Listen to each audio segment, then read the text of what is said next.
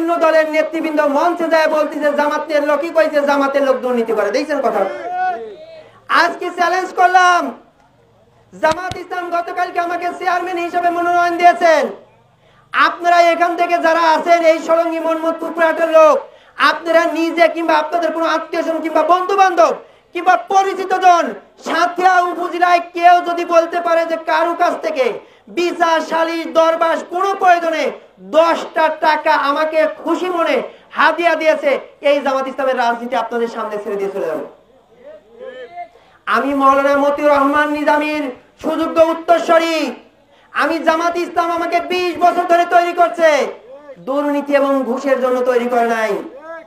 আমরা যদি হুজুররা নির্বাচনে আসলে কিছু মানুষের কষ্ট লাগে, কিছু মানুষের ব্যথা লাগে, কিছু মানুষের আফসোস থাকে, এর কারণ আল্লামা সাইদি সাহেব বলে গেছে, হুজুররা এমপি নির্বাচিত হলে, মন্ত্রী নির্বাচিত হলে কিছু মানুষ বোতল খেতে পারবে না, কিছু মানুষ পুলিশের চাকরি দিয়ে দিয়ে টাকা খেতে পারবে না, কিছু মানুষ কমিটি বাণিজ্য করতে পারবে না, কিছু মানুষ কাঠ বিক্রি করে খেতে পারবে না, কিছু মানুষ ওই প্রকল্প 7 লাখ টাকার প্রকল্প সিলমেট মারিয়ে 1.5 লাখ টাকা দিয়ে কাজ করে চলে যেতে পারবে না।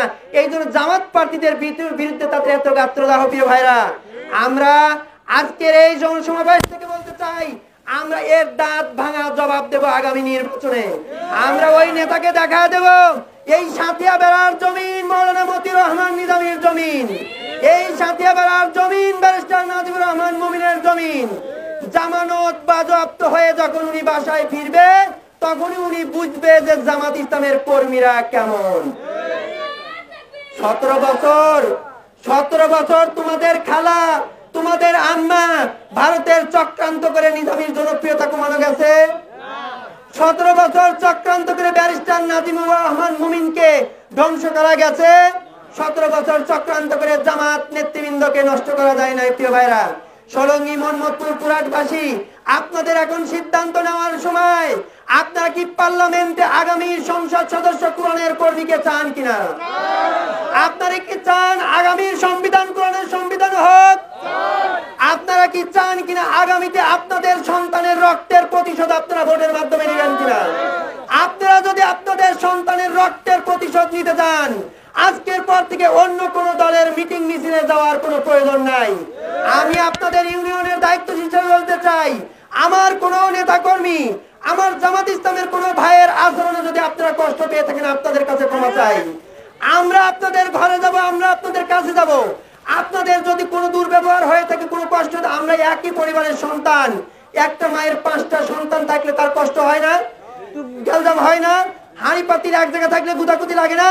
কিন্তু আপনারা শুধু চোখটা বন্ধ করে মনে রাখবেন, আপনাদের সন্তানকে ফাঁসির দড়ি দিয়ে হত্যা করা হয়েছে। আপনাদের মনে আছে কিনা এই কিছু নেতারা নিজামী সাহেবের ফাঁসি হোক, এটা তারা মনে মনে চাইছিল।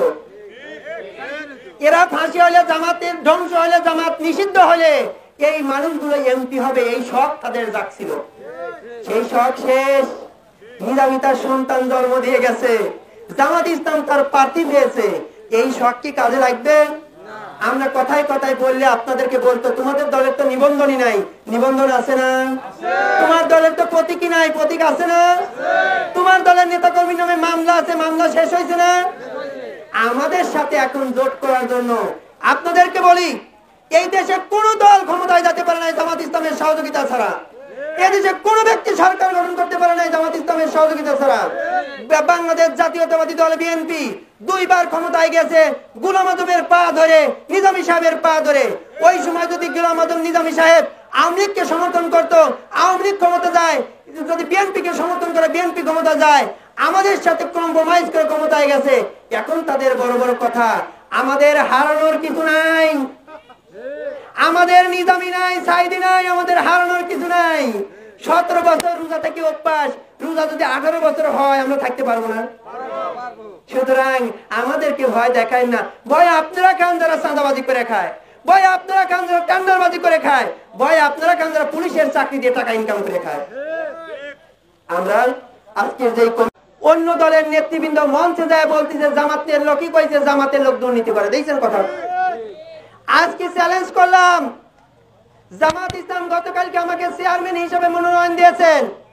আপনারা এখান থেকে যারা আছেন এই সরঙ্গী মোহাম্মদপুর পুরাটের লোক, আপনারা নিজে কিংবা আপনাদের কোনো আত্মীয়স্বজন কিংবা বন্ধু বান্ধব কিংবা পরিচিত জন সাথিয়া উপজেলায় কেউ যদি বলতে পারে যে কারো কাছ থেকে বিচার সালিশ দরবাস কোনো প্রয়োজনে 10টা টাকা আমাকে খুশি মনে হাদিয়া দিয়েছে, এই জামাত ইসলামের রাজনীতি আপনাদের সামনে ছেড়ে দিয়ে চলে যাবে। আমি মাওলানা মতিউর রহমান নিজামীর সুযোগ্য উত্তরসূরি। আমি জামাত ইসলাম আমাকে 20 বছর ধরে তৈরি করছে, দুর্নীতি এবং ঘুষের জন্য তৈরি করে নাই। আমরা যদি হুজুররা নির্বাচনে আসলে কিছু মানুষের কষ্ট লাগে, কিছু মানুষের ব্যথা লাগে, কিছু মানুষের আফসোস লাগে, এর কারণ আল্লামা সাঈদী সাহেব বলে গেছে, হুজুররা এমপি নির্বাচিত হলে, মন্ত্রী নির্বাচিত হলে কিছু মানুষ বোতল খেতে পারবে না, কিছু মানুষ পুলিশের চাকরি দিয়ে দিয়ে টাকা খেতে পারবে না, কিছু মানুষ কমিটি বাণিজ্য করতে পারবে না, কিছু মানুষ কাঠ বিক্রি করে খেতে পারবে না, কিছু মানুষ ওই প্রকল্প 7 লাখ টাকার প্রকল্প সিলমেট মারিয়ে 1.5 লাখ টাকা দিয়ে কাজ করে চলে যেতে পারবে না। এই জন্য জামাত প্রার্থীদের বিরুদ্ধে তাদের এত গাত্রদাহ। প্রিয় ভাইরা, আমরা আজকের এই জনসমাবেশ থেকে বলতে চাই, আমরা এর দাঁত ভাঙা জবাব দেব আগামী নির্বাচনে। আমরা ওই নেতাকে দেখা দেব, এই সাথিয়া বেড়ার জমিন মাওলানা মতিউর রহমান নিজামীর জমিন, এই সাথিয়া বেড়ার জমিন ব্যারিস্টার নাজিবুর রহমান মুমিনের জমিন। জামানত বাজেয়াপ্ত হয়ে যখন উনি বাসায় ফিরবে, তখনই উনি বুঝবে যে জামাত ইসলামের কর্মীরা কেমন। 17 বছর তোমাদের খালা, তোমাদের আম্মা ভারতের চক্রান্ত করে নিজামীর জনপ্রিয়তা কমানো গেছে। 17 বছর চক্রান্ত করে ব্যারিস্টার নাজিমুর রহমান মুমিনকে ধ্বংস করা গেছে। 17 বছর চক্রান্ত করে জামাত নেতৃবৃন্দকে নষ্ট করা যায় না। প্রিয় ভাইরা, সোলঙ্গী, মোহাম্মদপুর, পুরাটবাসী, আপনাদের এখন সিদ্ধান্ত নেওয়ার সময়। আপনারা কি পার্লামেন্টে আগামী সংসদ সদস্য কোরআনের কর্মীকে চান কিনা? আপনারা কি চান আগামীর সংবিধান কোরআনের সংবিধান হোক? আপনারা কি চান কিনা আগামীতে আপনাদের সন্তানের রক্তের প্রতিশোধ আপনারা ভোটের মাধ্যমে নেবেন কিনা? আপনারা যদি আপনাদের সন্তানের রক্তের প্রতিশোধ নিতে চান, আজকের পর থেকে অন্য কোন দলের মিটিং মিছিলে যাওয়ার কোনো প্রয়োজন নাই। আমি আপনাদের ইউনিয়নের দায়িত্বশীল হিসেবে বলতে চাই, আমার কোন নেতা কর্মী, আমার জামাত ইসলামের কোন ভাইয়ের আচরণে যদি আপনারা কষ্ট পেয়ে থাকেন, আপনাদের কাছে ক্ষমা চাই। আমরা আপনাদের ঘরে যাব, আমরা আপনাদের কাছে যাব।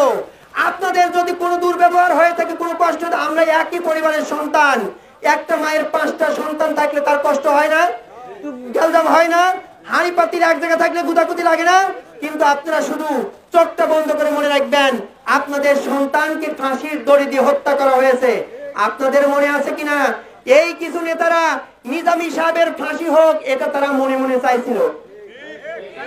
এরা ফাঁসি হলে, জামাতের ধ্বংস হলে, জামাত নিষিদ্ধ হলে এই মানুষগুলো এমপি হবে, এই শখ তাদের জাগছিল। সেই শখ শেষ। নিজামী তার সন্তান জন্ম দিয়ে গেছে, জামাত ইসলাম তার প্রার্থী পেয়েছে, এই শখ কি কাজে লাগবে? আমরা কথায় কথায় বললে আপনাদেরকে বলতো, তোমাদের দলের তো নিবন্ধনই নাই। নিবন্ধন আছে না? তোমার দলের তো প্রতীকই নাই, প্রতীক আছে না? তোমার দলের নেতাকর্মীর নামে মামলা আছে, মামলা শেষ হয়েছে না? আমাদের সাথে এখন জোট করার জন্য আপনাদেরকে বলি, এই দেশে কোন দল ক্ষমতায় যেতে পারে না জামাত ইসলামের সহযোগিতা ছাড়া। এদেশে কোন ব্যক্তি সরকার গঠন করতে পারে না জামাত ইসলামের সহযোগিতা ছাড়া। বাংলাদেশ জাতীয়তাবাদী দল বিএনপি 2 বার ক্ষমতায় গেছে গোলাম আজমের পা ধরে, নিজামী সাহেবের পা ধরে। ওই সময় যদি গোলাম আজম নিজামী সাহেব আওয়ামী লীগকে সমর্থন করতো, আওয়ামী লীগ ক্ষমতা যায়, যদি বিএনপিকে সমর্থন করে বিএনপি ক্ষমতা যায়। আমাদের সাথে কম্প্রোমাইজ করে ক্ষমতায় গেছে। এখন তাদের বড় বড় কথা। আমাদের হারানোর কিছু নাই, আমাদের নিজামী নাই, সাঈদী নাই, আমাদের হারানোর কিছু নাই। 17 বছর রোজা থেকে অভ্যাস, রোজা যদি 18 বছর হয় আমরা থাকতে পারবো না। সুতরাং আমাদেরকে ভয় দেখায় না। ভয় আপনারা খান যারা চাঁদাবাজি করে খায়, ভয় আপনারা খান যারা টেন্ডারবাজি করে খায়, ভয় আপনারা খান যারা পুলিশের চাকরি দিয়ে টাকা ইনকাম করে খায়। আমরা আজকের যে